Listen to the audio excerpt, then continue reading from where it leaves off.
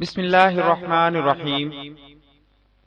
Islamic information channel کے سب بہن بھائیوں کو السلام علیکم ورحمۃ اللہ وبرکاتہ۔ صحیح بخاری کتاب الایمان حدیث نمبر 31۔ روایت ہے معروف سے، کہا میں ابو ذر رضی اللہ عنہ سے ربدہ میں ملا، وہ ایک جوڑا پہنے ہوئے تھے اور ان کا غلام بھی جوڑا پہنے ہوئے تھا۔ میں نے اس کا سبب دریافت کیا تو کہنے لگے کہ میں نے ایک شخص یعنی غلام کو برا بھلا کہا تھا اور اس کی ماں کی غیرت دلائی یعنی گالی دی، تو رسول اللہ صلی اللہ علیہ وآلہ وسلم نے یہ معلوم کر کے مجھ سے فرمایا، اے ابو ذر، تو نے اسے ماں کے نام سے غیرت دلائی، بے شک تجھ میں ابھی کچھ زمانہ جاہلیت کا اثر باقی ہے۔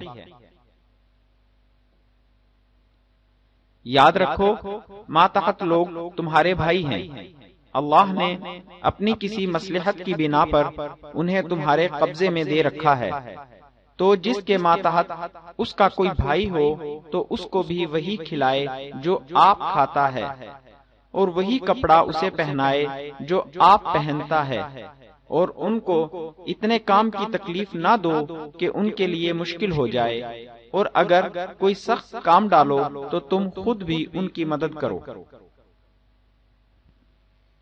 حضرت ابو ذر غفاری ایک جلیل القدر صحابی ہیں، آپ بہت ہی بڑے زاہد اور عابد تھے۔ بخاری شریف میں ان سے 14 احادیث مروی ہیں۔ ربدہ مدینہ منورہ سے 3 منازل کے فاصلہ پر ایک مقام ہے، وہاں ان کا قیام تھا۔ جس شخص کو انہوں نے آر دلائی تھی وہ حضرت بلال رضی اللہ تعالی عنہ تھے، اور ان کو انہوں نے ان کی والدہ کے سیاہ فام ہونے کا طعنہ دیا تھا، جس پر حضرت صلی اللہ علیہ وآلہ وسلم نے فرمایا کہ ابو ذر، ابھی تم میں جاہلیت کا فخر باقی رہ گیا ہے۔